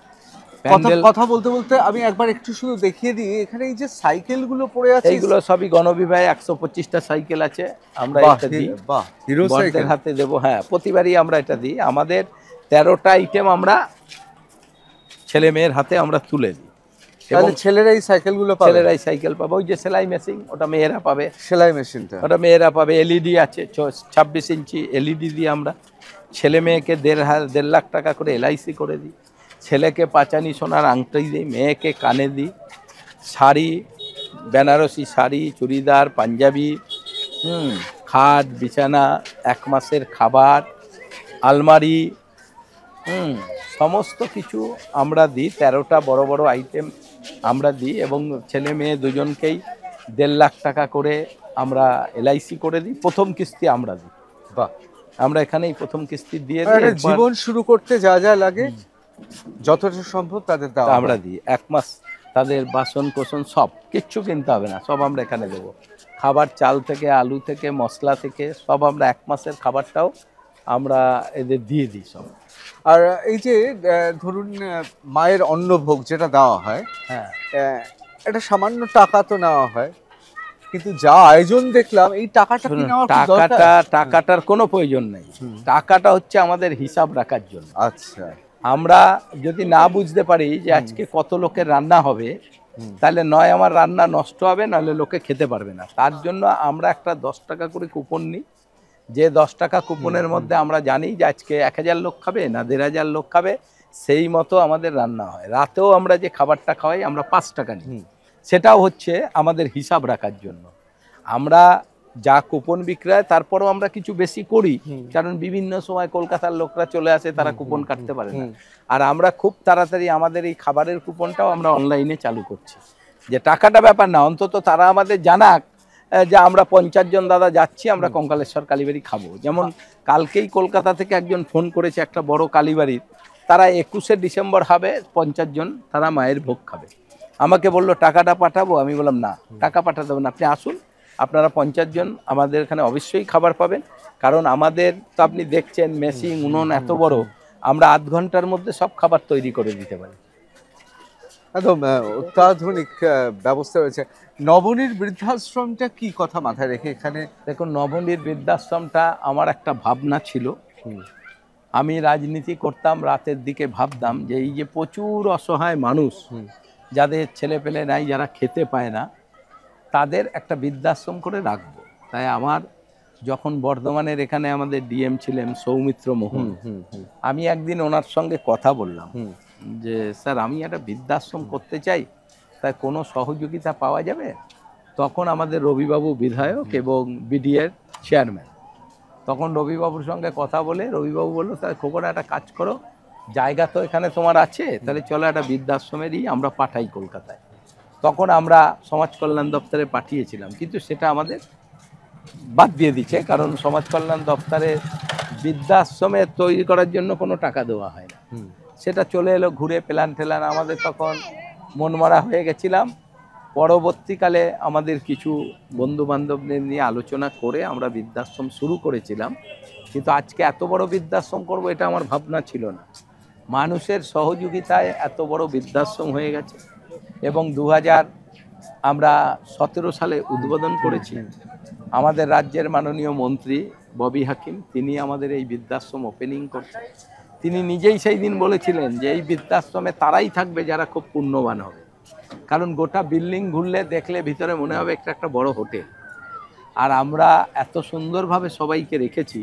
কতজন আছেন এখানে এখন 76 জনের মতো আছে, এবং আর একটা ফ্লোর ওই যে আমাদের হলো নতুন ওপরে, সেটাই আমরা ইমিডিয়েট মার্বেল বসছে, জানলা দরজা বসলেই, তারপরে আবার ওখানেও আমরা লোক নেব। তাই এই মানুষগুলোর জন্য আমরা কোনো পয়সা করি নি না, 60 বছরের ওপরে হতে হবে, আর যাদের ছেলে মেয়ে নাই, থাকার ব্যবস্থা নাই, খাওয়ার ব্যবস্থা নাই, তারাই এই বৃদ্ধাশ্রমে থাকতে পারে, কারণ আমাদের কোনো পয়সার ব্যাপার নাই। আর আমরা অসুস্থ মানুষকে নিই না, আমরা সুস্থ মানুষকে নেব, তারপর এখানে অসুস্থ হবে তাদের ঠিক করার দায়িত্ব সব আমাদের। আমরা চুলদাড়ি কাটা থেকে ওষুধ, ডাক্তার সবই আমাদের খরচ, কোনোটাই বাদ নেই, সব ফ্রি, বিনা পয়সা আমরা এটা করি। আমি একটু মন্দির চত্বরে দাঁড়িয়ে একটু রাজনৈতিক একটা প্রশ্ন করছি। এ সব কিছু কি শুরু হয়েছিল যখন কাউন্সিলর, তখন তো প্রবল প্রতাপে আমি সিপিএম এখানে বর্ধমানে? এটা আমি 2008 সালে আমাদের এই কঙ্কালকালীবাড়ি ট্রাস্ট কমিটির একটা ব্যাপার আছে, কারণ এই কাউন্সিলর এই এলাকায় যে হবে সে হতো এই কঙ্কালকালীবাড়ির সভাপতি। তাই আমি এখানে 2008 সালে যখন এখানে বামফ্রন্টের বিরাট প্রভাবশালী নেতা, সিপিএম এর নেতারাও কি হতেন হ্যাঁ সভাপতি কাউন্সিলরই হতো, যে হতো। তা তখন 2008 সালে জেতার পর এই মন্দির আমার হাতে আসলো, যেহেতু আমি সভাপতি হয়ে গেলাম। সেই 2008 সাল থেকে আমরা উন্নয়নে হাত দিয়েছি। তার মধ্যে 2011-তে আমাদের দল ক্ষমতায় চলে এসছে। তাই দলের চারিদিকে উন্নয়নকে সামনে রেখে মাননীয় মুখ্যমন্ত্রী যেভাবে গোটা বাংলার উন্নয়ন করছেন, সেই উন্নয়নকে সামনে রেখে সর্বত্র আমরা এই উন্নয়ন এগিয়ে যাচ্ছে, এবং আমাদের আশা আমরা আরও অনেক কিছু করতে পারবো, কারণ কয়েকদিনের মধ্যেই আমরা এখানে 100 কম্পিউটার চালু করছি। ওই 4 নম্বর ঘরটা আমাদের শুরু হচ্ছে, বিনা পয়সায় 5 থেকে 8 পর্যন্ত কম্পিউটার প্রশিক্ষণ দেওয়া হবে, কোনো পয়সা নেব না। কারণ আমরা জানি যে এখন চাকরির ক্ষেত্রে কম্পিউটার না জানলে চাকরি করা যাবে না। তা বহু লোক, বেসরকারি হোক সরকারি হোক, কম্পিউটার না জানলে হবে না। তাই কোনো মানুষকে কোনো পয়সা দিতে হবে না, আমরা ফ্রি পয়সায় কম্পিউটার, আমরা 1 জানুয়ারি আমাদের দলের প্রতিষ্ঠা দিবস, আমরা বিকেল 4টের সময় সারাদিন পার্টির সব কর্মসূচি পালন করে আসার পর বিকালবেলায় 4টের সময় আমি আমাদের এই কম্পিউটার সেন্টার ওপেনিং করব। যে ওই দিন থেকে 100 জন, এক ক্ষেপে 100 জন করে আমরা এখন শনিবার এবং রবিবার সপ্তাহে 2 দিন করব। তারপরে পরবর্তীকালে আরও যত বাড়বে তত করব। 100 জন করে আমরা কম্পিউটার প্রশিক্ষণ প্রতিদিন দিতে পারব। এখানে আশেপাশে সব জায়গায় দেখছি নীল সাদা, নীল রঙের প্রাবল্য চারিদিকে। এইটা আমাদের রাজ্য সরকারের নাম রং, তাই আমরা আমাদের এই এলাকাটা রাজ্য সরকারের রঙেই আমরা সুন্দর চারিদিকে একদম নীল রং। এটা তো আমাদের সরকারের ব্যাপারই, আমরা যাই করি এটা আমি নিজেও একজন সরকার প্রতিনিধি, আমরা সবাই মমতা ব্যানার্জির অনুগামী। এই আমার এই ওয়ার্ডের কাউন্সিলর, যখন আমি ছিলাম তখন আমি, এখন এই মানিক দাস আমার এই ওয়ার্ডের কাউন্সিলর। তা আমরা সেইভাবে কাজ করছি। এমনকি দেখছিলাম সাধারণ মানুষের বাড়ির সামনে। হ্যাঁ, আমরা করেছি তো। আমরা এই জায়গাটা ভালো করার জন্য সাধারণ মানুষকে পাঁচিল দিয়ে দিয়েছি, আমরা রং করে দিয়েছি। তার একটাই কারণ যে যাতে আমাদের নিজেদের এলাকা সুন্দর থাকে। আর প্রতিদিন এত লোক আসে, এটা একটা পর্যটন কেন্দ্র হয়ে যাচ্ছে, হয়ে গেছে, আরও সামনের দিনে আরও হবে। কারণ এখন প্রচার পাচ্ছে, আপনাদের মাধ্যমে এত প্রচার হবে, প্রচার হলেই মানুষের আসার আগ্রহ জাগবে। আর আমরা কোনো মানুষের যাতে অসুবিধা না হয়। জায়গাটাও খুব বড়, কিন্তু শুরু হয়েছিল তো হ্যাঁ, এটা আমরা পরে কিনেছি, সব লোকের থেকে আমরা কিনেছি, কিনে গোটা জায়গা আজকে আমাদের বাউন্ডারি দেওয়া, পুরো জায়গা বাউন্ডারি দেওয়া আমাদের মন্দিরে। এই যত এই নীল রং দেখছেন, এটা সবই আমাদের জায়গা। মা কঙ্কালেশ্বর কালীবাড়ি ট্রাস্ট কমিটির ওই যে ঘুরে এলেন, এগুলো সব আমাদের জায়গা। তাহলে খোকনবাবু, আমরা ধরে নেব যে পৌর প্রধান হয়ে আপনার যে বিশেষ করে বলা যেতে পারে যে যখন থেকে ক্ষমতার একটা কেন্দ্রবিন্দুতে এসে পৌঁছালেন, তখন থেকে এই মন্দিরটার অগ্রগতি শুরু হলো। হ্যাঁ, 2008 সাল থেকে। আর তারপর বিধায়ক পদে তো চলে আসার পর কাজ করা শুরু হলো, আরো বেশি সুযোগ হয়েছে, বিধায়ক হয়ে যাব, আরো কাজ করতে পারছি। কিন্তু খোকনদা, একটা অভিযোগ আছে, সেটা হচ্ছে মায়ের মন্দির, কিন্তু শুধু তো আমরা দেখতে পাচ্ছি মাননীয় মুখ্যমন্ত্রীর ছবি চারিদিকে। দেখুন, মুখ্যমন্ত্রীর এইসব প্রজেক্টগুলো হচ্ছে মানুষের জন্য। এখানে আমাদের এত লোক আসে, তাদের এইসব প্রজেক্টগুলো দেখা দরকার যে মাননীয় মুখ্যমন্ত্রী মানুষের জন্য কি কি প্রজেক্টের মাধ্যমে মানুষকে সুযোগ সুবিধা দিচ্ছে। তাহলে এটা দেখলে এই হাজার হাজার মানুষ প্রতিদিন তারা একটা দেখতে পারে যে আমরা কি সুযোগ পেতে পারি মুখ্যমন্ত্রীর কাছ থেকে, যার জন্য আমাদের এই প্রজেক্টের এইগুলো আমাদের এখানে লাগানো হয়েছে।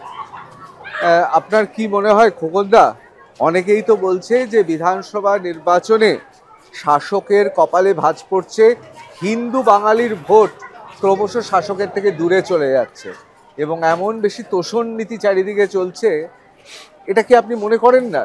দেখুন, একটা সময় আমরা যেটা ভোটে দেখেছি, একটাই হিন্দু ভোট তো বিজেপির দিকে চলেই গেছে, আর গেছে বলেই ওরা ভোটটা পেয়েছে। ওদের তো অন্য কোনো ভোট নাই, ওরা উন্নয়নও করে নাই, কাজও করে নাই। একটা হিন্দুত্বের জিগির তোলে কিছু ভোট ওরা পেয়েছে সব জায়গায়, কিন্তু পেলেও তো দল এবারও 215টা বিধায়ক নিয়ে দল ক্ষমতায় এসেছে। আর এখন এই হিন্দুদের বাংলা ভাষায় কথা বলা, এই যে ভোটার লিস্ট নিয়ে এসআইআর করে ভোটার লিস্ট থেকে নাম বাদ দেওয়া, আজকে সব হিন্দু মানুষরা বুঝে গেছে যে আমরা যে বিজেপিকে ভেবেছিলাম যে হিন্দুদের পাশে দাঁড়িয়ে কাজ করবে, আজকের মানুষ বুঝে গেছে যে এরা হচ্ছে কঠোর হিন্দু বিরোধী লোক। যতই মুখে বলুক যে আমরা বিজেপি মানেই হিন্দু, এরা হিন্দু বিরোধী লোক। কারণ আমরা তো বাঙাল, আমরাই বুঝতে পারছি যে আজকে এইভাবে যে রাজ্যের মুখ্যমন্ত্রী কে আসলো, কে গেল, কারা লইল, মানুষ সঠিকভাবে আছে, তাদের নিয়ে মুখ্যমন্ত্রীর কোনো চিন্তা ভাবনা নাই।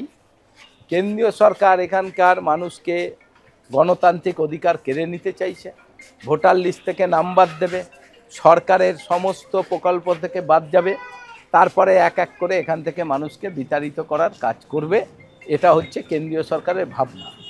এই ভাবনা বাংলার মানুষ জেনে গেছে। আমাদের আশা এবারের নির্বাচনে এই মানুষগুলো আর ভুল করবে না। এই এটা খোকনদা, বেলপুকুর কিশোর সংঘ, তারও প্রধান পৃষ্ঠপোষক তো আপনি। হ্যাঁ, আমি এখানে যে দুর্গাপুজো হয়, হ্যাঁ হ্যাঁ, 8 থেকে 10টা দুর্গাপুজো কমিটির সভাপতি আমি। কারণ দুর্গাপুজোটা আমাদের এমনই করে তুলেছেন রাজ্যের মাননীয় মুখ্যমন্ত্রী, দুর্গাপুজো আজকে বাঙালিদের কাছে একটা বিরাট ব্যাপার।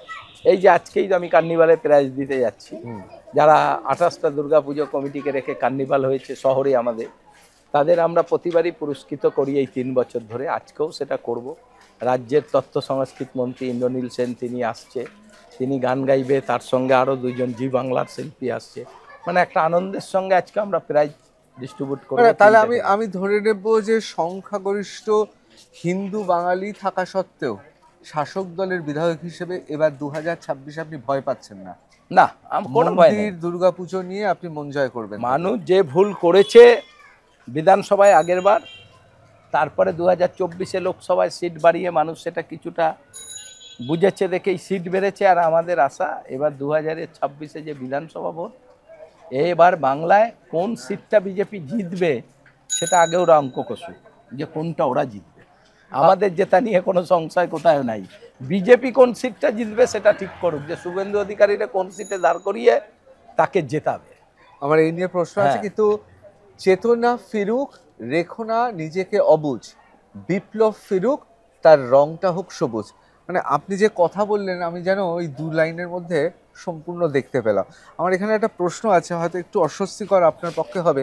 একটি সভায় আপনি বলেছিলেন যে ভোটার লিস্টে আপনি চান শুধুমাত্র যারা তৃণমূল কংগ্রেস করেন তাদের পরিবারের লোকেদের নাম ভোটার লিস্টে থাকুন, এবং আপনার ভাষায় ছিল এক্সট্রা কাউকে আমি চাই না। দেখো, নির্বাচন কমিশনে হ্যাঁ, কিন্তু ভারতীয় জনতা পার্টি এর বিরুদ্ধে নালিশও ঠুকেছে। দেখুন এটা একটা ভুল তথ্য দিয়েছে, বিজেপি দিয়েছিল নির্বাচন কমিশন।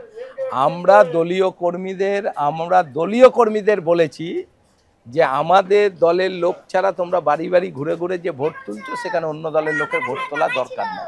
সেটা হচ্ছে আমাদের দলীয় কর্মীরা, তারা আমাদের দলের লোকেরই তো ভোট তুলবে। আমরা অন্য দলের লোকের ভোট তুলতে যাব কেন? সবাই তো সব দলের ভোট তোলে, আমাদের দলীয় লোকরা অন্য দলের ভোটে নাম তুলবে না। এটা আমরা বলেছি। এটা অন্যভাবে বুঝিয়েছে যে যারা তৃণমূল থাকবে তাদেরই ভোটার লিস্টে নাম থাকবে, অন্য কেউ থাকবে না। এই ব্যাখ্যাটাই ভুল করেছে। আমরা আমাদের দলীয় কর্মীদের বলেছিলাম, তুমি যখন নতুন একটা নাম তুলবে, সে লোকটা যদি আমাদের হয় তুলবে না। সেটা আমি রাজনীতি দল করি, আমি আমার দলের পক্ষেই কথা বলবো, আমি তো অন্য দলের পক্ষে কথা বলবো না। তো এবার এসআইআর এ বিএলওরা বাড়ি বাড়ি যাচ্ছে, এসআইআর এই এলাকায় কি তাহলে তৃণমূলের কংগ্রেসের এসআইআর আমাদের কাছে একটা প্রেস্টিজ ইস্যু। আমাদের নেতা অভিষেক বন্দ্যোপাধ্যায়, আমাদের সর্বভারতীয়, আমাদের সবার নেত্রী, আমাদের অভিভাবক মমতা বন্দ্যোপাধ্যায় বলছেন বাংলার একটাও বৈধ ভোটারকে বাদ দেওয়া যাবে না। এই ক্ষেত্রে আমরা কে বিজেপি কে সিপিএম এটা আমরা দেখব না। কারণ আজকে বাঙালিদের ওপর যে অত্যাচার চলছে, হিন্দুর ওপর যে অত্যাচার বিজেপি করছে, আমরা এই দুরবস্থায় মানুষের পাশে আমরা দাঁড়াতে চাই। যে এই যে বিজেপি আজকে ভোটার লিস্ট থেকে নাম বাদ দিতে চাইছে এসআইআর করে, এই সময় তৃণমূলের কর্মীরা সবার পাশে আছে। এই বিপদের দিনে তৃণমূলই আছে, অন্য কোনো রাজনীতি দল নাই। তাই আমাদের আশা, আমরা সব ভোটেই নাম তুলতে চাই, সব বৈধ ভোটার নাম থাকুক। যেমন যাদের নাম ছিল না কি অন্যভাবে হবে সেসব নিয়ে আমরা না, কিন্তু যাদের নাম ছিল তাদের সবার নাম থাক, এটা আমাদের একদম আমরা নিজেরা ঠিক করে নিচ্ছি। আমাদের রাজ্য নেতৃত্বর নির্দেশ, যার জন্য আমার দলের ছেলেরা বাড়ি বাড়ি যাচ্ছে, বিএলওর সঙ্গে সবাই যাচ্ছে, আমাদের দলের লোকরা, তারা চেষ্টা করছে সবার নাম তুলতে।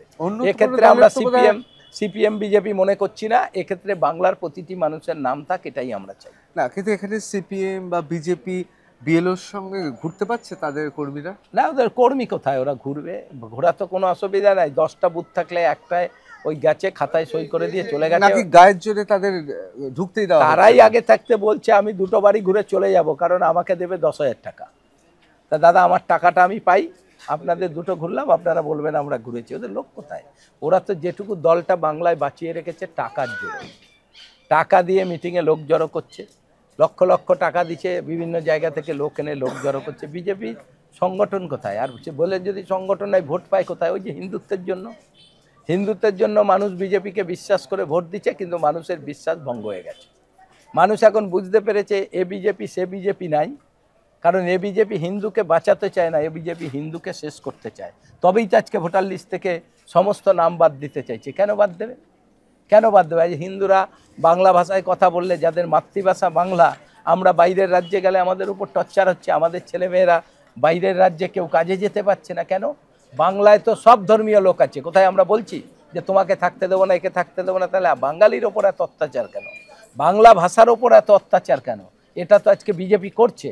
অবশ্যই এবারের নির্বাচনে মানুষের মোহভঙ্গ হবে। যারা বিজেপিকে নিজের দল ভাবতো, যারা ভাবতো বিজেপি মানে হিন্দু, এবার তারা বুঝবে যে বিজেপি মানে হিন্দুর শত্রু। কিন্তু খোকনদা একটা কথা তো মানবেন যে 2021-এ একদিকে আপনি লড়াই করছেন, দীর্ঘদিন ধরে কাজ করেছেন, 23 নম্বর ওয়ার্ড, 24 নম্বর ওয়ার্ড, দক্ষিণ মানে বর্ধমান দক্ষিণের প্রত্যেকে আপনার সম্পর্কে জানে, আপনি দীর্ঘদিন ধরে রাজনীতি করছেন। আমি মানছি যে সন্দীপ বক্সী ছিলেন, তিনি এখানকার ভারতীয় জনতা পার্টির একটি সাংগঠনিক পদেও ছিলেন, খুব গুরুত্ব পদে সভাপতি ছিলেন। কিন্তু তাই বলে ব্যবধান 8,000-এর একটু বেশিতে জিততে হলো, মানে এটা কোথাও মনে হয় না মানুষ আসলে দেখুন কাজকর্ম এগুলো দেখে না, দেখে 2021 সালে বিজেপি একটা হাওয়া তুলে ফেলেছে। আর আমরা হচ্ছি শহর বেল্টের বিধায়ক, আমার 35টা পৌরসভার এরিয়া নিয়ে আমি এই বিধানসভা।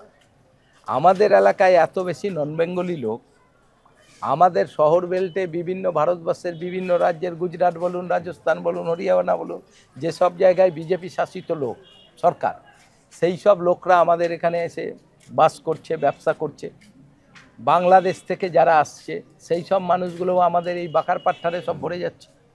এই মানুষগুলো সবসময় একটা বিজেপির প্রতি সেন্টিমেন্ট আছে, যে কারণে শহরের লোকরা, কিছু মানুষ তারা বিজেপিকে ভোট দেয়। আর বিজেপি শহর নিয়েই, বিজেপির গ্রামে কিছু নাই, বিজেপি শহর এলাকায় বিজেপির কিছুটা প্রভাব। সেই প্রভাবে তখন ওরা আপ্রাণ চেষ্টা করেছিল, ওরা বলেছিল আমরা জিতেও গেছি, খোকন দাস হেরেও গেছে, কিন্তু পরে দেখা গেল আমি 8,000-এর ওপর ভোটে জিতেছি। আর এবার 5 বছরে যে কাজ করেছি, মানুষকে আর আমার ভোটের কথা বলতে হবে না যে খোকন দাসকে ভোট দিন, মানুষ এমনিই খোকন দাসকে ভোট দেবে তার কাজ দেখে। তার মানে আপনি বলছেন আপনি সেই স্টুডেন্ট বা ছাত্র যে প্রতিদিন পড়াশোনা করে, তার মানে পরীক্ষার আগে আর আপনার কোনো না, ভয় নেই? কোনো ভয় নেই। আমি মিটিং মিছিল করে দেবো। আমার আশা সারা বছর মানুষের সঙ্গে আমার যে জনসংযোগ, সেই জনসংযোগে মানুষ খোকন দাসকে চেনে। আর খোকন দাস নতুন করে মানুষের বাড়ি যে ভোট না চাইলেও যদি শোনে খোকন দাস ভোটে দাঁড়িয়েছে, আমার আশা মানুষ খোকন দাস। তারপরে আপনি বলছেন 8,000-এর সামান্য বেশি যে ব্যবধান ছিল, এবার ব্যবধানটা বাড়াতে পারবেন? অনেক বাড়বে, অনেক। কারণ বর্ধমান দক্ষিণের অন্তত মানুষ এইটা বিশ্বাস করে যে খোকন দাস ছাড়া আর বাজারে কেউ নেই, কেউ নেই, কোনো রাজনীতি দল নেই। সিপিএম বলুন, কংগ্রেস বলুন, বিজেপি বলুন, কিছু কিছু লোক হয়তো ওরা পার্টি করছে, কিন্তু সাধারণ মানুষ, আপনি 10টা লোককে যদি জিজ্ঞাসা করেন আপনি ভোট কাকে দেবেন, 10টা লোকের 8টা লোক বলবে আমরা খোকন দাসকে ভোট দেব। যান জিজ্ঞাসা করুন, আমার কিছু দেয়। এবং সেই জিজ্ঞাসা আপনার একজন আদিবাসী থেকে একজন কোটিপতি হতে হবে, একটা রিক্সাওয়ালা হতে হবে, টোটোওয়ালা হতে হবে, সমস্ত সম্প্রদায়ের মানুষকেই আপনি জিজ্ঞাসা করুন যে আপনি এবার ভোটটা কাকে দিতে চান। যদি 8 জন না বলে যে আমরা খোকন দাসকে ভোট দেবো, তখন আপনারা আমাকে বলবেন যে না, আপনার বিপক্ষে বেশি লোক কথা বললো, আমাকে বলবেন। বাহ, আমাদের আস্থা আছে মানুষের প্রতি, মানুষ সে বিশ্বাস আমাদের রাখবে, এই আস্থা আমার আছে। কারণ আমি সকাল থেকে রাত পর্যন্ত যে কাজ করে চলেছি, আমাদের সরকারের থেকে শুরু করে বিভিন্ন মানুষের সহযোগিতা নিয়ে, তাতে আমার বর্ধমান দক্ষিণ আজ থেকে 5 বছর আগে কী ছিল আর এখন 5 বছর কী আছে, জবাব দেবে এলাকার বাসিন্দারা, আমি নয়। কিন্তু অনেকে বলছে যে সেটা তো আপনি সম্মুখ সমরে লড়ে নেবেন, কিন্তু দলের ভেতরে অনেকে রয়েছে যারা বিভীষণ, পেছন থেকে ছুরি মারবে না তো তারা? দেখুন, ভোট এমন একটা জিনিস, স্বামী স্ত্রীর এক জায়গায় ভোট পড়ে না। কারণ আমার বোন তৃণমূলের বাড়ি, আমার বোন যদি কোনো একটা সিপিএমের ঘরে বা বিয়ে হয়, আমার বোন কিন্তু সিপিএমের লোকটার কথায় ভোট দেবে না, আমার বোন কিন্তু তৃণমূলকেই ভোট দেবে। তাই স্বামী স্ত্রীর ভোট তখন এক জায়গায় পড়ে। আমি যদি বড় নেতা, আমার বউ ডিএওপাই করতো, এখন আমার বউ আমার তৃণমূল করে, এই কারণেই আমি একটা বড় নেতা, তাই আমার সঙ্গে আমার বউ আছে। যদি আমি একটা সাধারণ তৃণমূলের সমর্থক হতাম, তাহলে আমার বউকে বলতাম কি গো, ভোটটা কিন্তু তৃণমূলে দিও। বউ ভোটটা গিয়ে তৃণমূলে দিত না, অন্য দলকে দিত, সে যেই দলের সমর্থক। তাই ভোট এমন জিনিস, ভোট কেউ কাউকে খুব একটা কাটতে পারে না। কারণ আপনি যদি বলেন একে ভোট দেবেন না, আপনার কথায় সায় দেবে, ঠিক আছে দাদা, আপনি যখন বলছেন দেবো না, ভোটের বাক্সে যে সে ঠিক করবে যে ভোটটা আমি কাকে দেবো। ভোট এমন জিনিস। তাহলে বিজেপির তো কোনো বুথে ভোট থাকে না, বিজেপির কোনো বাড়ি বাড়ি এজেন্টও যায় না, কেউ বিজেপির হ্যান্ডবিলারও দেয় না বাড়ি বাড়ি। তাহলে আমরা বুথের পর বুথ কেন হেরে গেছি? কেন হেরে গেছি? তৃণমূল কেন হেরে গেছে? আমরা তো হেরে গেছি। কিন্তু সে হারাটা হচ্ছে মানুষ হিন্দুত্বের প্রতি রায় রেখে বিজেপিকে ভোট দিচ্ছে। কিন্তু খোকনদা, আমাদের রাজ্যে তো এটা ঘটে, কংগ্রেস আমলে হয়েছে, বাম আমলে হয়েছে, তৃণমূল আমলেও হয়, যে ভোট কেন্দ্রে তো লোক দাঁড়িয়ে থাকে, কোথায় ভোট দিচ্ছে দেখা যায় না, এটা এখন আর শুনুন, এগুলো পৌরসভা পঞ্চায়েতের ক্ষেত্রে কিছু হতে পারে, বিধানসভা লোকসভায় কেন্দ্রীয় সরকার কেন্দ্রীয় ফোর্স দিয়ে ভোট করে, একটা লোককেও ভোটের দরজায় যেতে দেয় না। প্রতিটি মানুষ তার নিজের ভোট দেয়, নিজের ভোট। এবারও দিয়ে তো 235টা সিট বিধানসভায় পেল, লোকসভায় এতগুলো সিট আমরা আগের বারের থেকে বেশি পেলাম। তা মানুষ ভোট দেবে, বাংলার মানুষের ভরসা আছে মাননীয় মুখ্যমন্ত্রীর প্রতি, এবং বাংলার মানুষ চতুর্থবারের জন্য মমতা বন্দ্যোপাধ্যায়কে আবার বাংলায় ক্ষমতায় আনবে। এটা আমাদের 100% ভরসা। 100 যদি বেশি বলেন, বেশি পার্সেন্ট ভরসা। ওই যে বললাম যে এখন বিজেপি বাংলার 294টা সিটের কোনটায় জিতবে সেটা ওরা আগে ঠিক করুক। তৃণমূল সব জিতবে, এটা তৃণমূলের লোক জানে। বিজেপি কোন একটাই জিতবে সেটা বলতে বলুন। মনে রাখতে হবে, দশকের পর দশক এখানে বামেরা কার্যত শাসন করেছে। তারপর 2021-এ বৈপ্লবিক পরিবর্তন। সেখানে আমরা দেখতে পাচ্ছি যে বিধানসভা নির্বাচনে ভারতীয় জনতা পার্টি তারা যথেষ্ট শক্তি প্রদর্শন করেছে এবং এই কেন্দ্রে তারা হয়ে উঠেছে প্রধান বিরোধী দল। অনেকে মনে করেন বর্ধমান দক্ষিণ কেন্দ্রটি রাজ্যের শাসক তৃণমূলের কাছে যথেষ্ট কঠিন। তার কারণ এখানে সংখ্যাগরিষ্ঠ হিন্দু বাঙালি, তারাই নির্ণায়ক শক্তি।